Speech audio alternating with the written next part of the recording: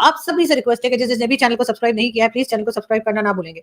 साथ साथ ही bell icon को भी क्लिक कर देंगे तो जैसे ही कोई नई वीडियो आएगी आपको उसी वक्त पता लग जाएगा। बहुत से लोग हमारे यहाँ ऐसे हैं जिनसे आप बात करें ना तो चाहे वो हमारे गवर्नमेंट के हो, हमारे चाहे कह लीजिए के पॉलिटिशियन हो, बहुत से मौलवी मौलाना हजरात जो है वो भी कहते हैं जी हमें शहीद होने का बड़ा शौक है।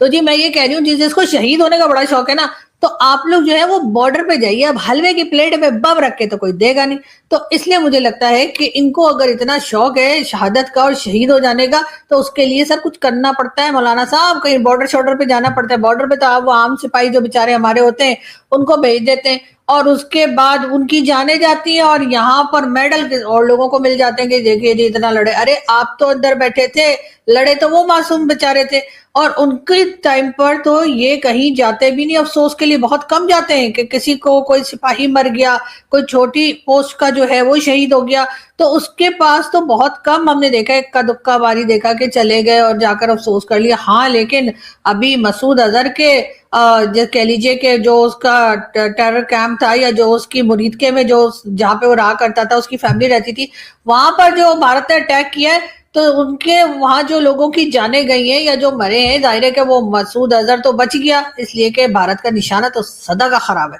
ये तो कभी भी ये चाहे हाफिज सईद को मारने निकले, चाहे मसूद अजहर को मारने निकले, चाहे ये बोलें कि जी हम तो वो क्या नाम है उसका दाऊद इब्राहिम को उड़ा देंगे या कुछ कर देंगे, तो ये सिर्फ ये इनको मिलता कोई नहीं है। पता नहीं ये पहचानते नहीं है, एड्रेस गलत बता देते हैं हमारे लोग या क्या करते हैं, लेकिन बहरहाल वो या पहले से खबर हो जाती है तो वो जिसको उड़ाने के लिए इन्होंने वहां से मिसाइल उड़ाए होते हैं वो मिसाइल तो उड़कर आ जाते हैं लेकिन वो बंदा वहां पर होता ही कोई नहीं। इस बार भी यही हुआ था जी, वो मसूद अजहर के लिए इन्होंने वहां से मिसाइल जो चलाए तो यहाँ पर जिन लोगों की जाने गई तो कहा गया कि भाई मसूद अजहर तो था ही कोई नहीं, वो तो दही लेने गया हुआ था। और वो बेचारे जो मासूम वहां पर थे जो पता नहीं मसूद अजहर की फैमिली के थे कि किस कहाँ के थे तो उनकी जाने गई, जिसको बाद में मसूद अजहर ने कहा कि इससे तो अच्छा था कि ऊपर वाला मुझे उठा लेता। भाई ऐसा ही था तो वहीं पे रहते ना तो ऊपर वाला डेफिनेटली उठा लेता।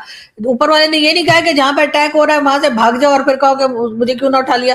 तो बात सारी ये कि वो लोग जो यानी कि मसूद अजहर जो था उसके जो फैमिली के या ग्रुप के या गैंग के या पता नहीं कौन उसके जो लोग मारे गए थे वहां पे हमारे लोग पहुंच जाते हैं जी, नमाज जनाजा में आए हैं, अफसोस करने आए हैं, बड़ा दुख हुआ। उसके बाद 14 करोड़ भी दिए उनको कि दोबारा बना लेना। ये जो तुम लोगों के जो उड़ा दिया है, तुम्हारा घर उड़ा दिया है या जो भी था जहां पर ये टेरर कैंप था, वट एवर जो भारत वाले कहते हैं टेरर कैंप था, हम कहते नहीं जी टेरर कैंप वो क्या होता है। हमारे यहाँ तो कोई टेरर कैंप है ही नहीं, पता नहीं कैसी बहकी बहकी बातें ये लोग करते रहते हैं। खैर तो वहां पे बड़े शरीफ लोग रहते थे, शराफत थी उनके मुंह से टप टप टप टपक रही थी। और उसके बाद कहते हैं कि जी वहां तो फीमेल्स और बच्चे भी थे, तो डेफिनेटली फीमेल्स और बच्चे भी होंगे इसलिए कि जो भी टेररिस्ट होता है उसकी फैमिली भी होती है तो फैमिली में बच्चे भी होंगे, फीमेल्स भी होंगी, तो उसमें तो कोई नई बात नहीं है। लेकिन असल प्रॉब्लम ये है कि ये जब भी अटैक करते हैं उस अटैक में जिस पे अटैक किया होता है उसके अलावा बाकी सब टपक जाते हैं और वो जिस पे अटैक होता है उसे कुछ होता ही नहीं है। ऐसा ही इन्होंने 2019 में भी किया था और उस वक्त भी यहाँ पर जो है वो 4 दरख्त 2 कौवे हमारे लोगों ने कहा कि मारे गए, यानी कि 2 कौवे जो थे उनकी जाने चली गई। अब पता नहीं इन्होंने कौवे किसका नाम रखा हुआ है, कहीं इन्होंने कोडवर्ड तो नहीं रखा हुआ टेररिस्टों का कि इनको कौवा बोला करो कि 2 बंदे मारे गए तो उन्होंने कहा 2 कौवे मारे गए। ऐसा होता है ना, वो बच्चन साहब की मूवीज में आप लोगों ने देखा है ना, कोडवर्ड यूज करते हैं ना, हेलो तेजा वो आ रहा है। तो ऐसा मुझे लगता है कि कोई कोडवर्ड वगैरह हमने रखे थे कि वो मारे 2 टेररिस्ट ही गए होंगे, शायद 2 होंगे, हो सकता है ज्यादा भी हो, हमें तो वैसे ही कम दिखाई देता है तो हो सकता है 20 के 2 दिखाई दिए या 1 0 लगाना भूल गए। लेकिन ये कि उन्होंने कहा कौवे मर गए और दरख्त गिर गए, इमरान खान साहब ने ऐसा कहा था। हालांकि दरख्त तो जरूर गिरे होंगे, जाहिर है जब इतना आप अटैक करेंगे, जहाज आके मिसाइल फेंकेंगे, यहाँ तक कि पायलट खुद भी नीचे गिर जाएगा। वही जो थे अभिनंदन वो जो चाय वाय पीकर गए थे, तो आप लोग सोचिए कि दरख्त क्यों नहीं गिरेंगे। लेकिन वो 2 कौवे वाली कहानी मुझे समझ नहीं आई। और ऐसा कैसे हो सकता है कि भारत जैसी कंट्री जिसके पास इतने मिसाइल्स और पता नहीं कौन कौन सी टेक्नोलॉजी है जिससे वो दूर दूर लोगों को ढूंढ लेते हैं, उन्होंने आके ऐसी जगह अटैक किया जहां पे 2 कौवे थे, इतने बड़े एरिया में सिर्फ 2 कौवे। सोचे जरा, पता नहीं हमारे लोग भी कहानियां कहाँ से बनाते हैं। और अब कह रहे हैं कि जी वो जो मसूद अजहर के ठिकाने पे अटैक हुआ था तो वहां मसूद अजहर, तो चलो मान लिया मैंने मसूद अजहर वहां नहीं था, वो तो इधर उधर कहीं फिरता रहता है, मैंने सुना घर तो बैठता ही नहीं है। लेकिन हाँ ये है कि घर में बाकी लोग थे उनके ऊपर अटैक हो गया। तो उसके बाद क्या बात कर रहे हैं हमारे DGISPR साहब भी और कई लोग जिसमें कमर चीमा साहब भी शामिल है, वो कहते हैं रात के अंधेरे में अटैक कर दिया। अब मैंने अपने इंडियन दोस्तों से कहा, मैंने कहा भाई बिल्कुल बिल्कुल सही एतराज कर रहे हैं कि क्या बात हुई भाई, रात के अंधेरे में कौन अटैक करते हैं, सुबह नहीं होती थी क्या? 9-10 बजे अटैक करते हैं, हमने आराम से खाया पिया होता, ब्रेकफास्ट किया हुआ था, उसके बाद अगर अटैक करते हैं। तो वो कह रहे भाई हमने तो सुबह ही किया था 4 बजे। अरे आपके यहाँ 4 बजे या 3 बजे सुबह होती होगी, हमारे यहाँ तो आधी रात होती है।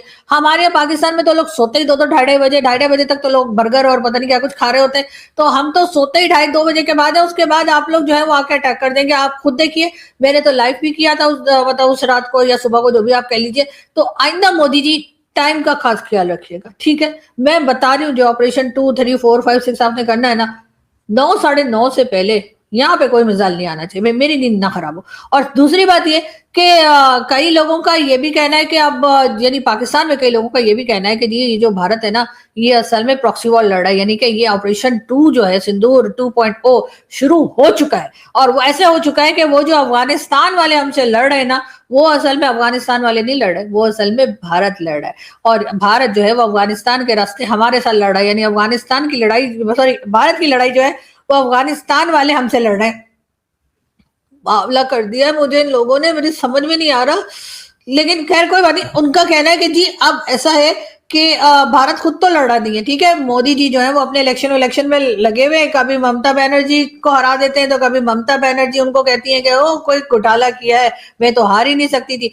कभी कुछ हो रहा है, कभी कुछ हो रहा है। और उसके बाद दूसरी तरफ मोदी जी ने जो है वो अफगानिस्तान में जाकर टीटीपी को जो कह रखा है कि ये प्रॉक्सी वॉर लड़ रहे हैं, और अब आपने जो है वो पाकिस्तान के साथ लड़ते रहना है, लेकिन ये वॉर आप हमारी लड़ रहे हैं। ये बिल्कुल वैसे ही जैसे हम अमेरिका की वॉर हम लड़ते हैं ना, जब हम अफगानिस्तान में लड़ रहे थे तो असल में हम अमेरिका की वॉर लड़ रहे थे। उसके बाद जब हम ईरान वगैरह का सिलसिला शुरू हुआ तो उधर भी हम अमन करा रहे थे, लेकिन वो भी असल में हम अमेरिका के लिए ही कर रहे थे।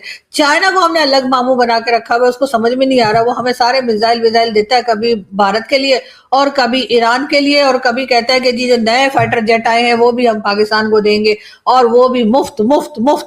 वो जो चीमा साहब ने कहा है ना कि भाई वो फ्री में देंगे ताकि हम भारत पे टेस्ट कर सके। अरे वो जो भारत पे हमें टेस्ट करना है, उससे पहले भारत ने अगर हमें टेस्ट कर लिया तो क्या होगा? मेरी तो समझ में नहीं आ रहा है कि ये लोग उतावले हो गए कि भावले हो गए, पता नहीं क्या होगा। इस तरह की बातें सुन सुन के सोच के मेरा तो दिमाग उड़ा जा रहा है कि आगे बनेगा क्या। कहीं ऑपरेशन सिंदूर या प्रॉक्सी वॉर चले वो तो ठीक ही, अफगानिस्तान वालों से वैसे ही हम लड़ते रहते हैं, तो चले एक ये भी सही कि भारत उनके रास्ते हमसे। लेकिन अगर कहीं डायरेक्ट कुछ शुरू हो गया तो बड़ा मुश्किल होगा। लेकिन मोदी जी प्लीज आराम से बैठिएगा, बिल्कुल आराम से बैठे। अब तो आप इलेक्शन भी जीत चुके हैं, बिल्कुल आराम से रहें, दूसरे इलेक्शन की तैयारी करें और बिल्कुल आराम से लड्डू शड्डू खाएं बैठकर मुबारकबादी के। और हमें भी सुकून से रहने दें, इसलिए कि सुकून से तो खराब नहीं है, लेकिन फिर भी मतलब एक बॉर्डर तो शांत रहे ना। अभी तो ईरान की तरफ से भी हमें डर लगा रहता है, पता नहीं कब ईरान वालों की खोपड़ी घूम जाए और वो बोलेंगे जी ये तो सऊदीया का साथ दे रहे हैं, ये तो अमेरिका का साथ दे रहे हैं, ऐसा बोल के वो दो कान के नीचे हमारे लगाने के लिए आ जाए। उसी तरह अफगानिस्तान वाले तो पहले ही नहीं समझ रहे, उन्हें कितना बोला हमने, कितना बोला खुद चाह बात सुनो, खुद चाह ऐसा मत करो मत करो, लेकिन वो सुनता ही नहीं है। रोज आके कान के नीचे दो लगा के जाते हैं कि लाओ जी हम तो ड्यूरल लाइन मानते ही नहीं है, इधर भी ये भी हमारा है, वो भी हमारा है, मारगला हिल्स भी हमारा है, इस्लामाबाद भी हमारा है। वो पता नहीं क्या क्या बोलते रहता है, अजीब किस्म के लोगों में मैं तो फंस गई, मैं तो समझ में नहीं आ रहा मैं करूं तो क्या करूं।